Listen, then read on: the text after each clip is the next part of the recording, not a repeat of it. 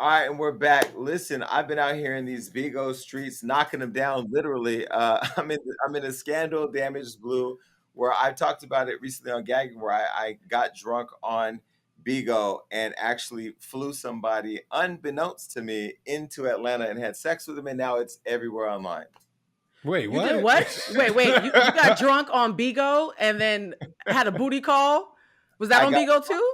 I got drunk at a party and then got on Bigo, and I guess I met somebody and flew them in, and then had sex with them. I knew I had sex with them. I just didn't know that they were going to try to extort me by saying they were going to tell everybody. So I went and I told everybody Wow. on Bigo, and I told the whole descriptive story. So now I am lit in these Bigo streets, and I'm actually getting addicted to all the attention. So I'm out here. If you're out here watching and you want to find me and potentially get a flight, come on over to Bigo. I Bigo feel needs to like cut you a bigger check because you are the best sponsor that Bigo has ever had. I swear to God. That part. Yeah, I feel like Jason's living my college life like all over again. Jason, did you turn up like this in college or around that time? Damn, Right. I dropped out of high school, took my GED, and I didn't finish college. If I would have went to college, my whole spirit and immune system would have not been what it is today. No, I didn't go to college. But now I kind of regret not going to college. I'm not that I regret it because I don't live with regrets. But sometimes when I think about like hoe is life, and I could have been like a water boy on the basketball team, maybe suck somebody off or something, and had a story. Wait. A What? water boy at the basketball team and suck somebody off. That's not what college is about, Jason. Yeah, That is wait, not how you missed college the, works. you missed the Oh, whole point. you think you watch the NBA and know a double dribble, bitch? I just showed you double dribble. Okay, this is gonna be a very special show. I can already tell. Yes, you No, feel the energy? I feel the energy. Yeah. it's the red for me. No, but I'm on Bigo. Blue is on Bigo. Damage is now on Bigo. So I'm thinking we're going to create some stuff over there. So if you watch us on the show, please come find us on Bigo. We accept all tips, not the dick tips, but tips that we can cash. Today, I had Amber Rose come over to the house, and I've been setting her up and getting her Bigo going. And then I also had Jeremy Meeks here, Prison Bay, who he was over at the house. So while Amber was live doing her thing, talking to the fans, Mm. they didn't know Prison Bay was sitting a couple seats over. And I was like, yo, y'all know who else I'm bringing to Bigo? And then he got on the screen. And baby, when I tell you, they lost their mind. So he's joining this Friday. So he'll be on Bigo at 11 a.m. Pacific Standard Time. So if you're watching this show Thursday, tomorrow, go and find Jeremy Meeks on Bigo. Yes, he's in my agency. And yes, he's in the Gag Nation family. Wait, you said Friday at 11. So Jeremy Meeks is going to be on Bigo at the exact same time I'm getting my second COVID test. Of all the times for you to pick, Jason. Of all the times for you to pick. If you're going to catch something, don't catch COVID. Catch Jeremy Meeks on Bigo, 11 a.m. Friday, Pacific Standard Time. But yeah, I think we should do some type of show on Bigo, like an after show or some like Absolutely. conversation, It could be amazing. You could be fun and kiki. Damage could play music. I could pull out tarot cards. It'd be a great little trifecta, like a vibe. First, that is the most that embodies everything. It really does. Everybody could get in. Spiritual, ratchet, music. Who wouldn't love that? Come on. And listen, the thing I do love about Bigo, because I'll tell you, there is a beauty to being less available or like mysterious. You can't really like see me or get to me unless you see me on a show or you see me on social media. Like I kind of like that mystique. But then when you get on Bigo, you start to be able to like touch your fans, and like not touch as in fucking the one I did from Touch your fans, Jason. You've been touching your fans. I don't even know where he came from. But no, I didn't do the return flight. Rob did. But I'll say, like, now that you're able to like interact with the people who support you, it's just a dope thing. But I'll tell you what I love about it is you're able to create content as a streamer. We have this show, I have Gagging, we have the national show, we have all this. But now I have the daily read, and I was going to do it at a certain time, but I just feel like I want to wake up and read whenever I want. A bitch might need to be read at 2 o'clock. Bitch might need to be read at 8 a.m. So the daily read, every day I go on there and I read somebody for Phil, so you can catch that. And also I'm doing Bigo Unlocked with Tamar Braxton and Supa, the real Supa, who's big on the app. So yeah, I'm excited. Yeah, shout out to Wow. Bigo. You're a whole mogul, Jason. You are an app mogul. I love it. I'm just trying to figure it out. I'm a squirrel trying to find a nut. You know what? You know what? This red, I don't know.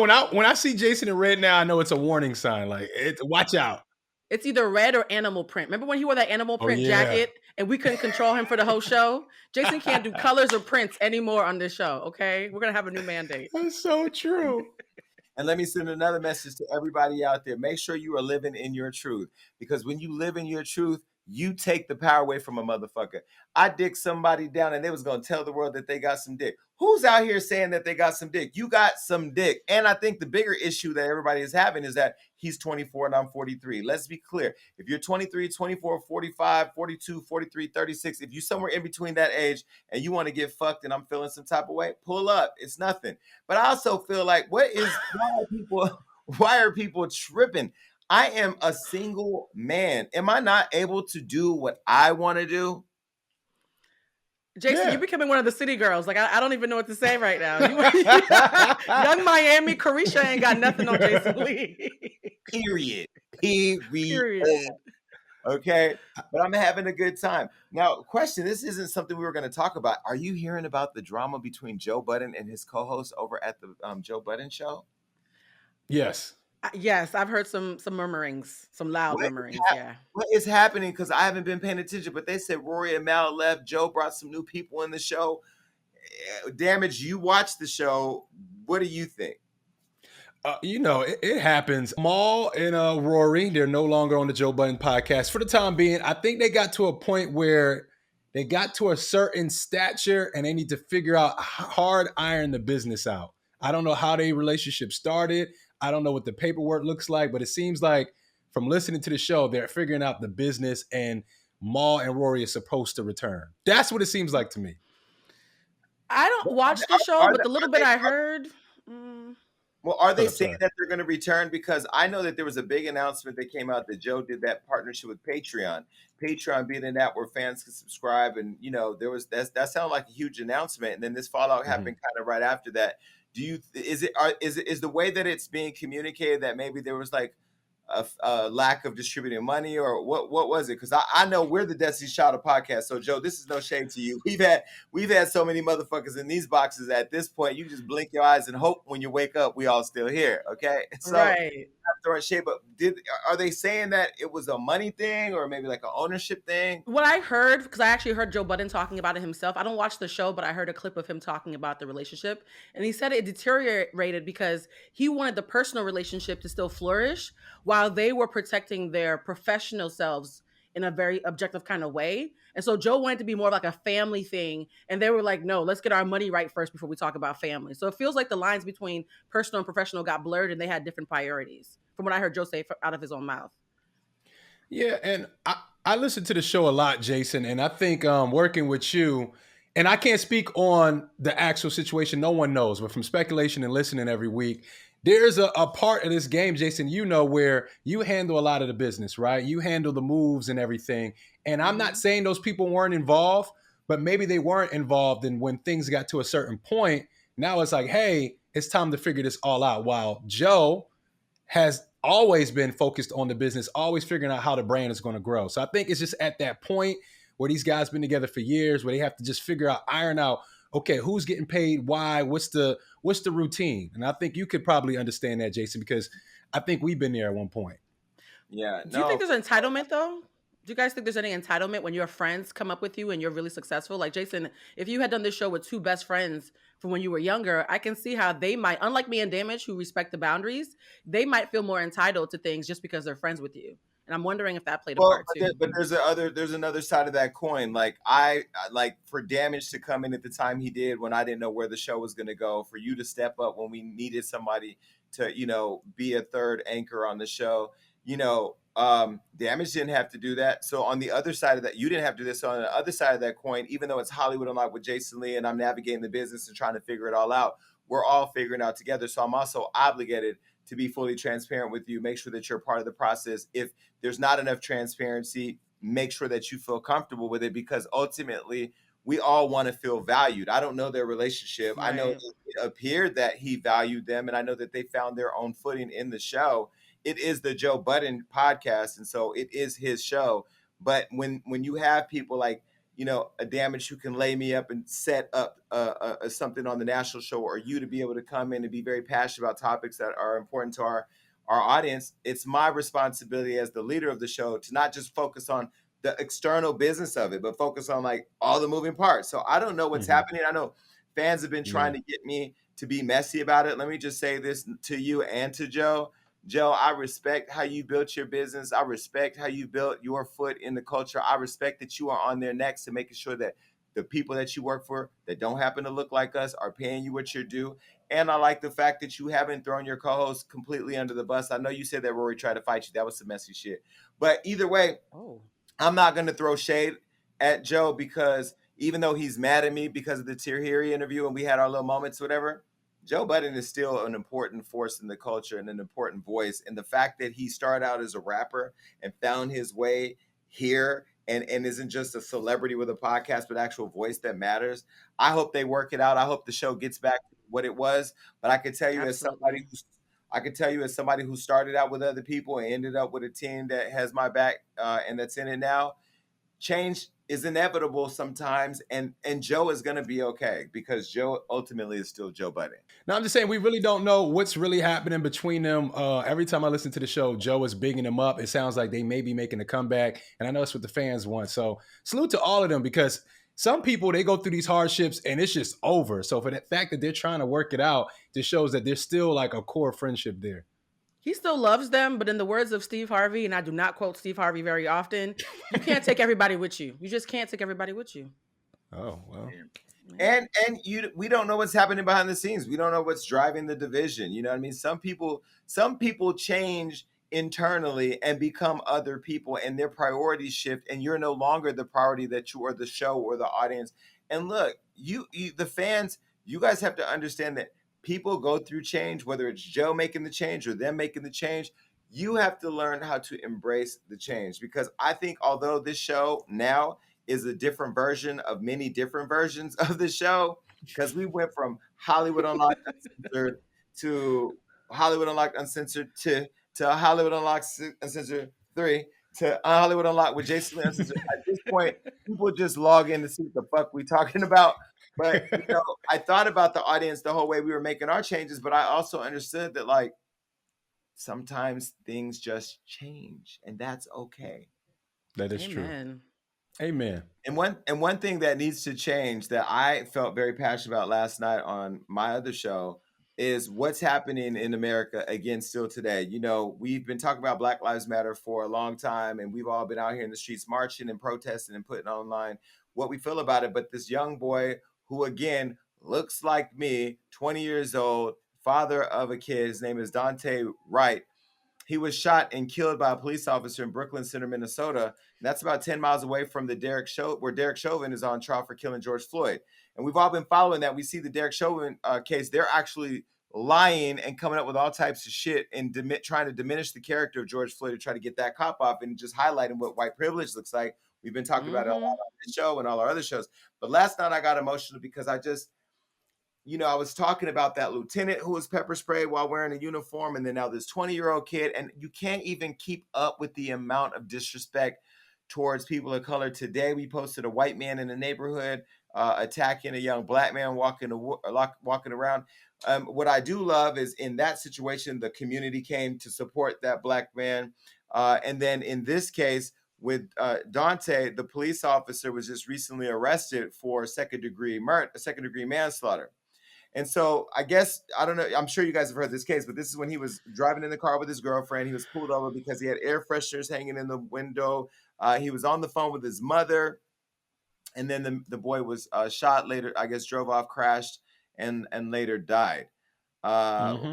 I just, I don't really know what to say that has not yet been said. I'm more angry. I'm more angry at us in this situation than I am at the white folks. And the reason why is because I feel like we keep taking our foot off their necks until another situation happens. And we never know when it's going to be somebody else. And so I'm going to go out and say that while I can't say I blame black people for the actual death of this boy because a black person didn't kill him, Mm-hmm. we are the stewards of this movement. It should not be when white people are doing great that we're responsible for staying on their necks and holding them accountable and keeping these conversations going and changing laws and making sure police officers are locked up and electing people into office who can make change.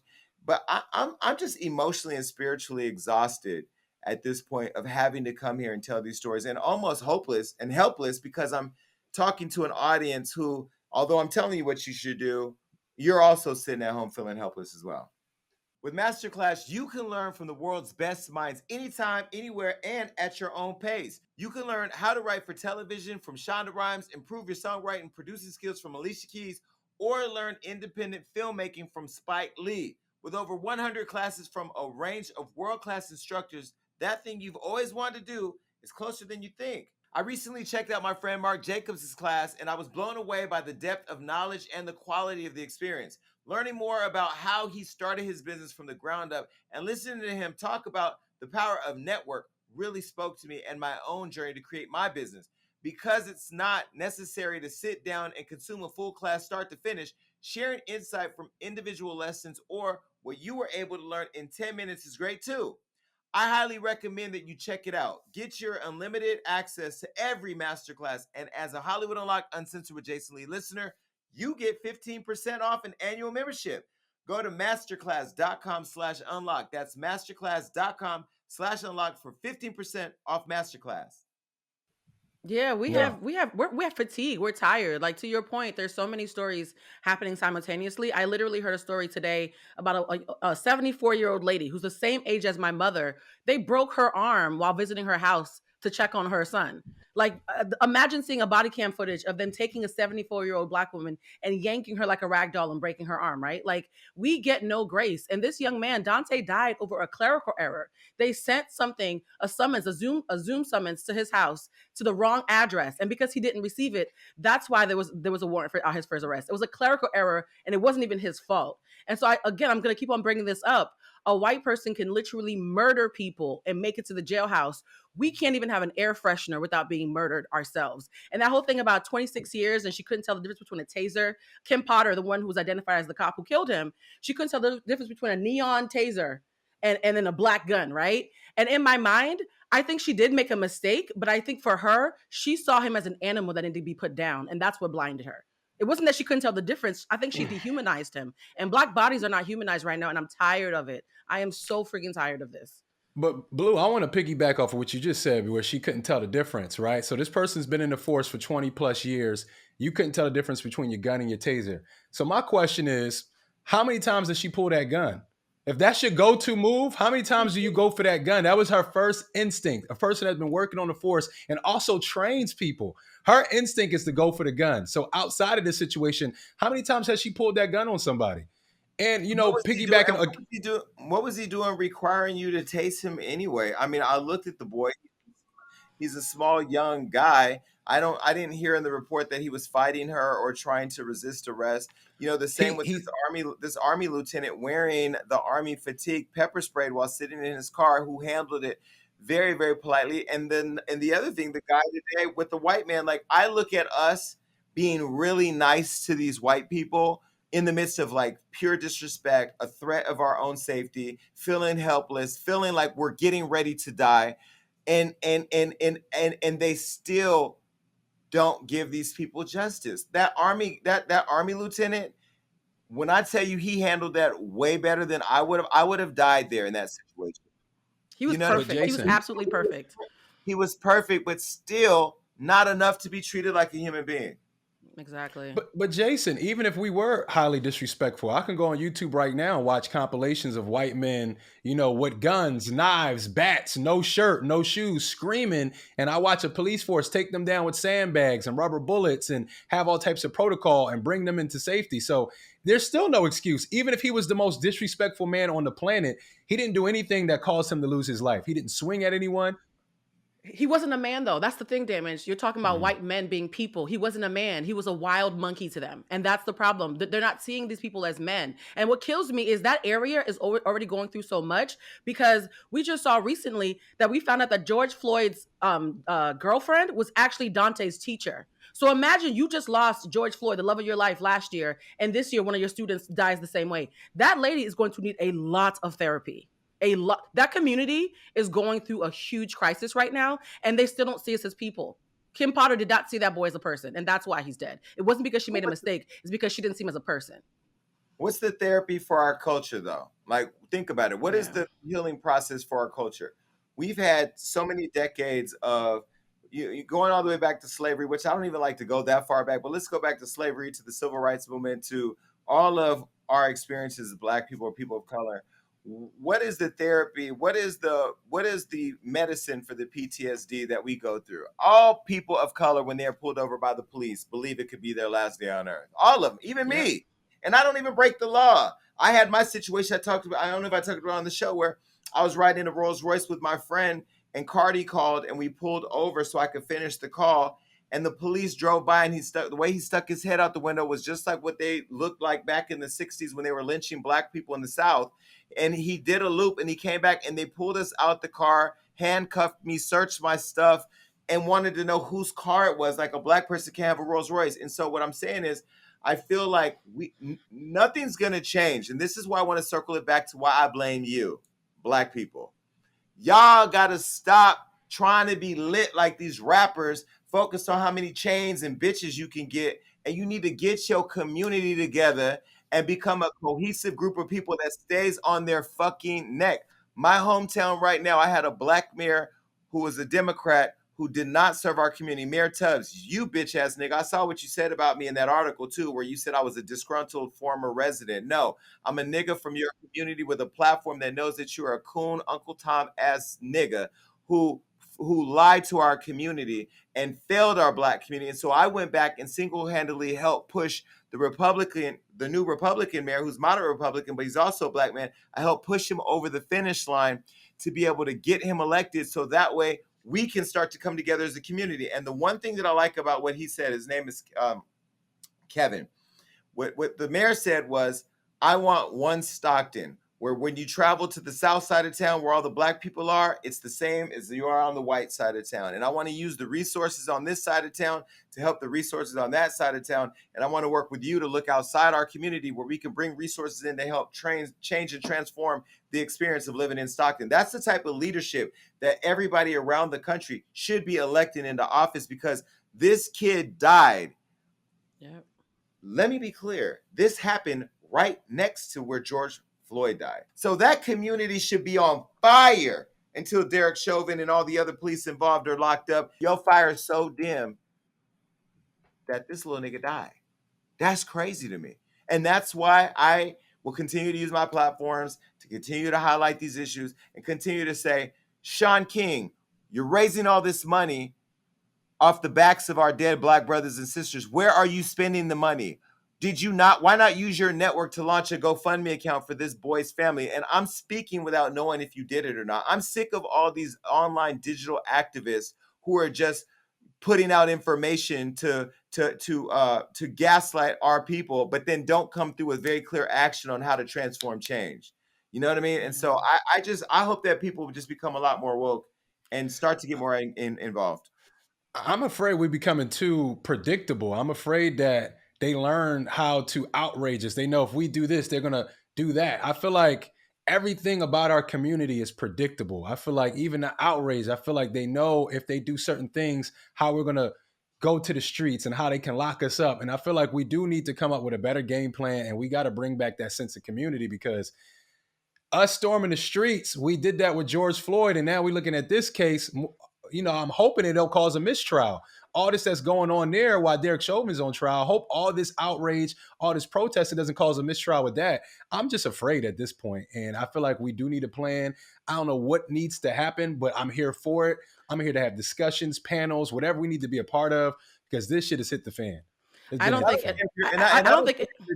I don't care if you're Democrat or Republican. I know we all collectively here can vote that we hate Donald Trump and he was a piece of shit president. We all can also say that Obama and Michelle are probably still our first lady and president in our minds.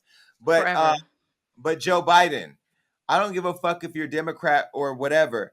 You did not speak out as a person who's been in the armed forces or whose son is in the armed forces. I can't remember which one, or if it's not both, on the Army lieutenant who was disrespected while wearing a uniform, protecting the country where you are the commander in chief. If you want to run on change and transforming what politics looks like in our country, you should have been the first motherfucker to get out there and say something in detest of the behavior that you saw by those officers. You should have called the governor in that state and demanded that he have the attorney general look into that. You should have called the mayor. I would have picked, if I was the president of the United States, I would have called the mayor of that city or the police chief myself, and I would have pressed him to make sure he did something. And Kamala Harris, you're a black woman in the White House. If your president ain't gonna say nothing, you need to get out there and you need to say how you feel about it, being that you are in law enforcement and you know that that was shitty behavior. I'm sick and tired of us falling for this politic bullshit and not really looking at it through clear lenses, how we're all getting fucking played. And meanwhile, any one of us could leave our homes today and be killed in the streets.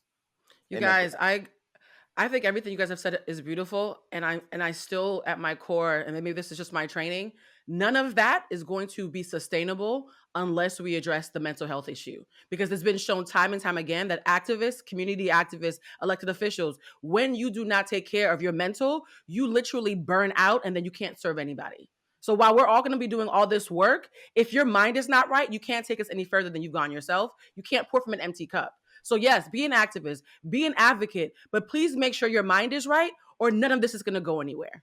None of this is going to go anywhere. All right, so I was recently in Miami on vacation with Floyd Mayweather, as I typically am, and we went to the strip club. I saw a lot of titties. You know, it's been a long time since I've been that up close to a woman with some titties. That's right. I remember standing there on stage with the champ, and two things was going through my mind. One, I'm standing next to some titties. The other thing was, I can't be up here and look gay, so let me throw some money and act like I'm enjoying it. What? You were throwing money at the strippers, Jason? They knew you didn't mean it. They knew you. And first of all, don't say you haven't been near a woman with some titties, Jason. We see each other every week. Don't do that. Well, I'm saying up on me, like bare titties.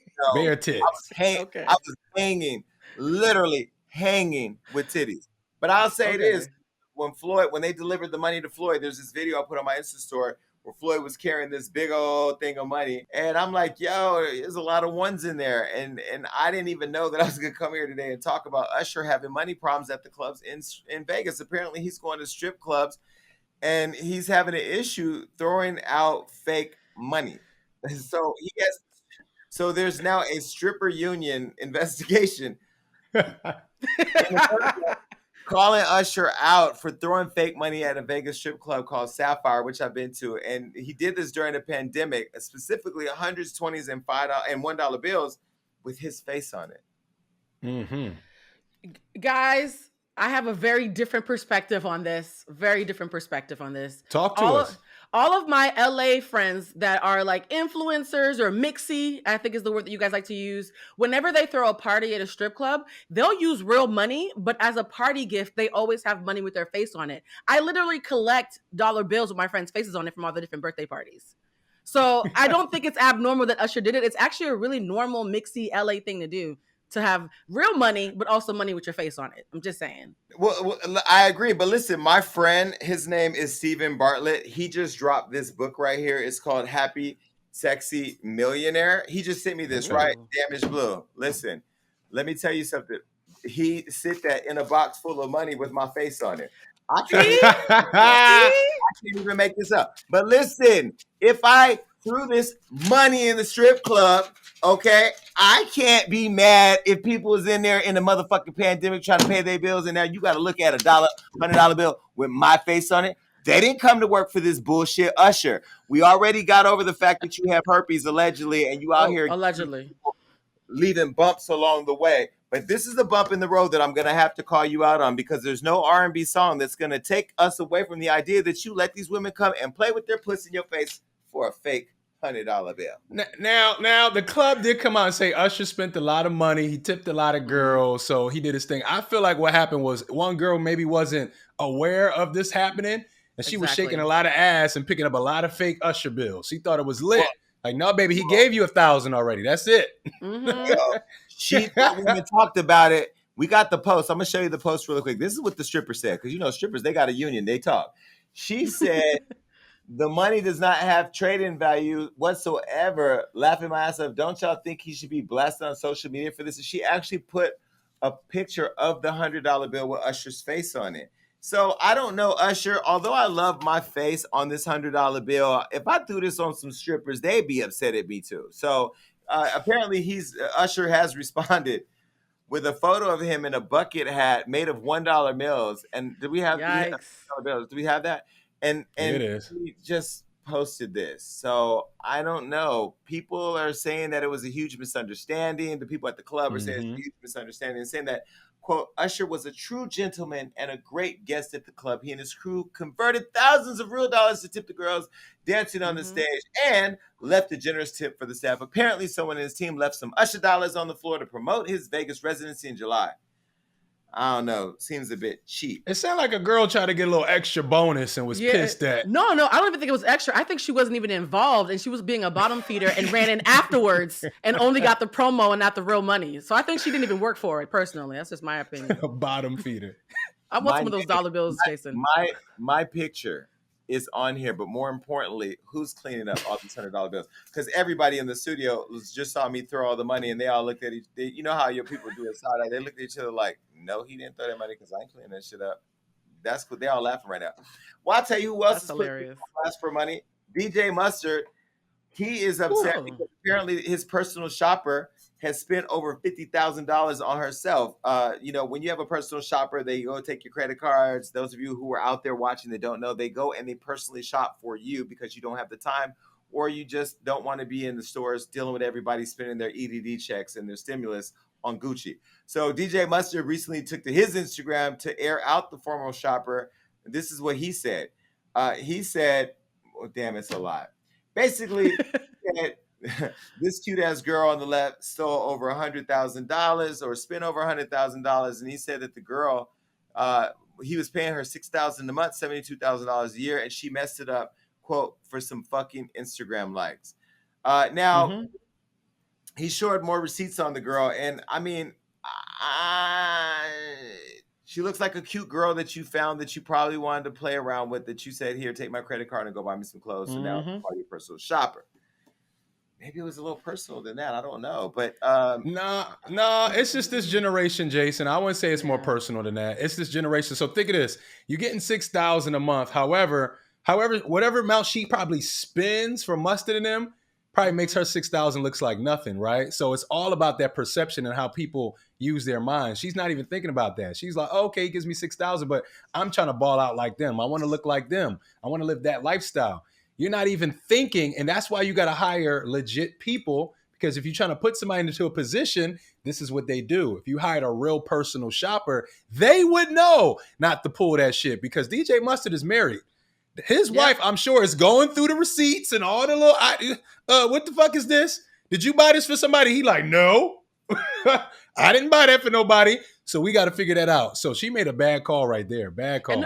And no disrespect, but $72K is not a lot in this area. Like, I love when he said, oh, she's fumbled the bag. I was going to give her $72K. For most people, that's who a live, $1,000 is a lot. That's a lot. Let me be honest with you guys. For people who are trying to live that fast life, it's not a lot for them. People who work hard think it's a lot of money. But for the people who want to be influencers and who listen to the City Girls and want to get a Birkin bag, $72K in their mind is warped. I know a lot of girls her age who do not think that's a lot of money because they haven't had to work for it. So, but you know what? You're right. I don't think she even equated what the money is over time. She's just like, oh, I'm getting this bag. But like I said, it's all perception. You want to live like the person you shopping for. So that's why you buying the same things you probably was buying for them. Like, oh, I want a Chanel bag too.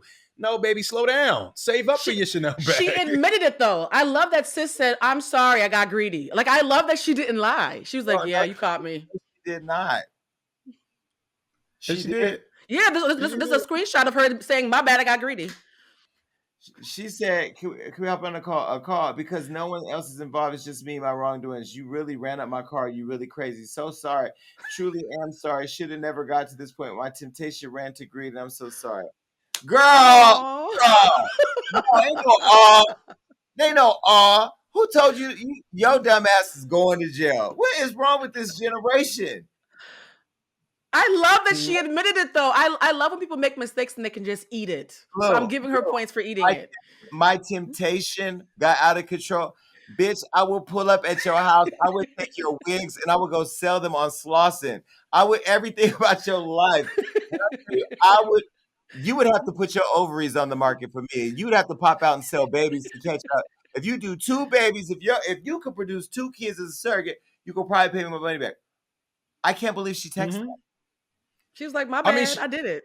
she had to, because if she didn't, and it's proof, who knows the reaction? First of all, it's probably not even the money for mustard. It's the fact that you feel violated. Somebody took your card and just did whatever with it. She probably was buying friend shit with it, like, oh, you get a bag, you get a bag. Hell no, give me my money back. And she can't pay it back. So it's like, what do you do? All you can do is blast her. You can't get it back. But you know, I love the accountability, sis. I love the accountability. scary part is not really realizing the type of people that you have around you, because Right. while she was doing all the shopping and running up his credit cards over probably a period of time, he was probably still treating her like a friend and family person while she was sitting there taking advantage of him. I can tell you one person that I don't really watch in my company that I probably need to, and now after this, after this, I'm going to go back and is my accountant. That's one person that I don't check every month. Jason. I should be going through every single charge in my account. Now, Let's stop talking because he might watch the show. Yeah, let's stop. Don't piss him I'll say, off, 'cause Jason.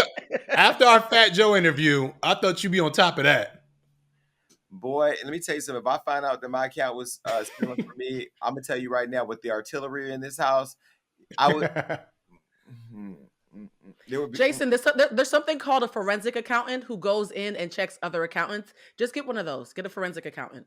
I should probably do that. I should probably do an audit of my audit. Yeah. Get a forensic accountant, and they'll just do an independent search without you being involved. Forensic.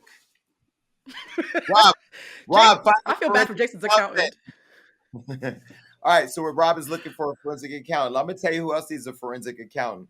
Leslie Jones, because I don't think she can account for some man that must have just ghosted her. I was looking on social media. Leslie Jones. Now, look, I know a lot of people talk about how Leslie Jones looks. I'm not going to go there because although I've said that OG was ugly, I'm not going to say that about Leslie Jones because she is so pretty and bubbly inside that she makes her insides make her outsides pretty. Does that make sense? Yeah, I agree. Okay, I do think. Jason? Funny? No, you were doing well, Jason. No, You're doing good, Jason. Keep going. I'm not saying it. She does need to change her Instagram name because I think it's like Less Dog or something. Oh. It should be like Less Flower, Less Buttercup. But either way, Less Dog, she took to her Instagram. She's a comedian and actress from Leslie Jones from Saturday Night Live. She shared a post. I thought this was a pretty interesting thing because I'd been ghosted before. And on Clubhouse and Bigo, people have told me, like, stop being a bitch. Being ghosted is what it is. Like, they ghost people like it's natural. And I'm like, what zoo raised you? This is what she natural. This is what she posted on her Instagram. She said, dudes and dudettes, you can tell she old, who ghost are cowards. Maybe they think that if they don't respond, the whole thing never happened. They do not have the courage to be honest, and their manners are poor. I think ghosting is one of the cruelest things you can do. Avoid someone because you don't want to tell them the truth. Leave someone hanging. It's so disrespectful of the other person's feelings. Do you guys agree with that? I completely agree. I always say this, and so my friends are gonna laugh when they see this clip. Ambiguity is emotional violence. Okay, when you are ambiguous with somebody, you are being emotionally violent. People deserve to know that you're cutting them off so they can keep it pressing and not think that something's wrong with you and spend weeks trying to figure out what's going on. I actually broke it off with a friend 2 years ago, and I called her and said, hey sis, this is going to be the last time we ever speak, and let me tell you why. And she was like, why? I was like, because I don't want you to spend the next 2 months trying to figure out why I'm not picking up your calls. I'll let you know right now so you can sleep at night. And she thanked me even though she was dead to me afterwards. So I'm just saying, ambiguity is emotional violence. It is fucked up when you go somebody. Personally, you are a coward. Yeah, I don't like it. I think it's whack. But as a man, I've been dealing with it my whole life. Since I was 11, I've been ghosted by girls, trying to meet them at the mall. They don't show up, call the house phone. They tell them, mom, or act like I'm not here. Ghosting's been happening for a long time. Yeah, I'm just saying, as a man, we've been ghosted. So I just have thick skin with it. I don't like it. Nobody likes being ghosted. 11? Damage. Yeah. Damage. When a girl would rather stay at home and play with her Cabbage Patch doll than meet you at the mall. Is that really fucking? It's ghosting. If I go and get on the subway to the mall and spend 30 minutes to get somewhere and you don't show up, you have ghosted me and stood me up. That's ghosting. And never speak to you again. Your Libra is showing. Your Libra is showing, Damage. Your Libra is showing. Okay. That's fine. I'm a Libra. There's no such thing as kid ghosting. Like, that's not a thing. We're not. What I'm saying is, since I have been interacting with women, I have been ghosted, so I have thicker skin with it. So I kind of just, if I get ghosted today, it's kind of like I just roll with the punches. However, like Blue said, that shit can hurt. That's a fucked up thing to do. You shouldn't just leave somebody hanging like that. I agree. You're I've right. been ghosted one time in my life. I mean, I take ghosting as not me. We're talking, getting to know each other, and you just disappear. That happens. Some nigga from Bigo just ghosted. That's ghosting. No, he ghosted me because I found out on Bigo that a man on Bigo put him on his bank account. He drained all his fucking money out. And when I called him on it, I let him know straight up, bitch, you try to drain my bank account, ho, they gonna put you in a Bigo box and put you in the Bigo dirt. And then I guess he didn't like that, so he doesn't call me back. But he went into hiding, Jason. He wasn't ghosting. He was hiding from you because you threatened him. That bitch is in Dallas. I know what gym he works out at, and she works at Delta Airline. But that's not the point. You know, the thing, I was in a whole relationship with somebody who actually packed up his whole belongings and moved out while I was at work. That's an Now escape. Wow. That's a Mariah Carey video. Mariah Carey did a whole video about that. It's called Honey. No. Well, she had another song called I Don't Want to Cry. And I'm going to tell you something, bitch, you're going to cry. You come in my house and you take all the shit that I buy and you move out while I'm at work. Well, you can't now because I work at home. I'll see you with your box going down the stairs. No, you can leave, but I'm a person that needs emotional closure. I need you to sit down with me and say, I need you to sit down with me and say, I don't want you. I ain't gonna fight with you. It's like, okay, yes, you are, Jason. You're gonna cuss them out, Jason. You're gonna cuss them out. First of all, Johnny needs to stop nodding his head yes behind the camera because you don't know me like that. Second of all, I'm not going to cuss him out. You know what I mean? Like, because I feel like if you get to a point where your partner just walks out on you, that shit's been building up. That shit didn't. Nobody just woke up one day and said, "I'm out." Like, no, you've been building up because you had to prepare a plan. And I was in a relationship. I knew that we had issues. It was very toxic. Like we were just bound by sex and we were fucking other people and we were toxic for each other. But to just get up in the middle of a relationship and just walk out on somebody, I just think that's just fucked up. I think it's funny that, ghosting's been a thing, but like I don't know. I just feel like when women get ghosted now, it's like a whole thing to like post and talk about. People been getting ghosted. Like ghosting is nothing new. It's like, oh, if you ghosting somebody out there, like that's what happens. Some people get with you, meet you, and then be like, I'm out. It is what it is. It's whack. But how you ghost does matter because I got ghosted on my birthday one time. My childhood friend came to visit me and I was like, yo, my boyfriend's coming over to take me out for my birthday. As soon as he gets here, you should go. So, because we have to go to dinner. She was there for about 2 hours and she was like, sis, I don't think you're coming. And that was rough. Okay. Getting ghosted on your birthday is rough. I'm not laughing, but I'm telling you right now, let me just say this. I'm going to cut this as a clip as a PSA. Okay, ready? Are you guys ready? Everybody ready? Okay. Mm-hmm. Hey, you that's looking to come into my life because you fell in love with me. You want me, and I want you. But if you come up in here and get all this and you leave me without saying goodbye, bitch, I'm going to invest in getting your life together. I will fuck your whole future. Your future, baby, daddy or mama, because, I plays around. We'll have the worst life experience. Don't fuck with me. Matter of fact, fuck you. I don't even want you. Guys, delete this because if anything happens in the future, I don't want nobody pulling this clip up and getting Jason locked up. Jason, delete all of that. This is why they're escaping at night, Jason. They're scared. Well, I have abandonment issues. Like, I have been abandoned. Like, you cannot take me back to my childhood and walk out on me. And if I have a birthday party, say I have a quinceañera style birthday party. All my shit is glittery, gold, colorful. You know what I'm saying? Mariachi bands over there, taco truck, whatever they do. I don't know what they do. And I'm not even trying to be racist. Y'all know y'all got tacos at the party. So here we got the whole quinceañera set up, quinceañera style birthday set up.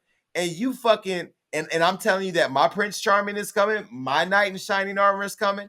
And the bitch don't ring the doorbell. And then 1 hour goes by, and you got that one messy cousin like my cousin's wife, Linda, bitch sitting in the corner, counting the clock. Well, it's been an hour. He ain't came. It's been 2 hours. Yeah, Linda, that's what the fuck you do. You sit by the clock, worrying about who the fuck ain't showing up. Shit.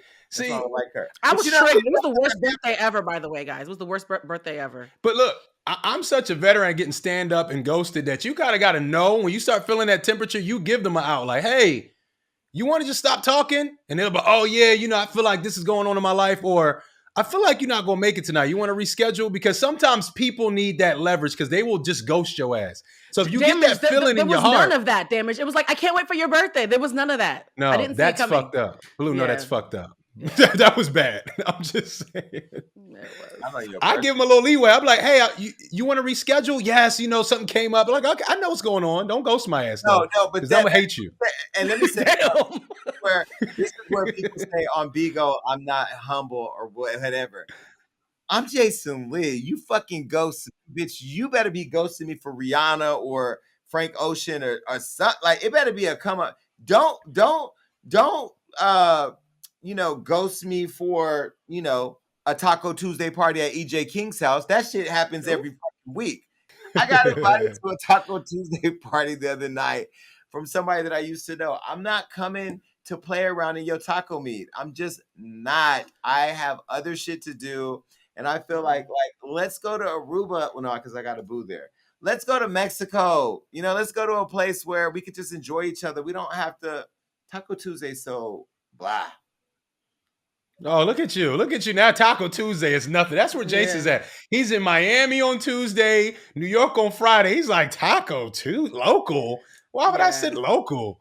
No, I'm just going to say this. My birthday's next weekend, and I'm not going to get ghosted. I've made sure of it. I'm just going to say that. I'm not going to get ghosted. Are you going to have sexual relationships? Ships with an S? Jason, first of all, I don't know what you're talking about. I'm a virgin. Let's go back to ghosting. Listen, you're single though, and this is where I want to start normalizing like sex, right?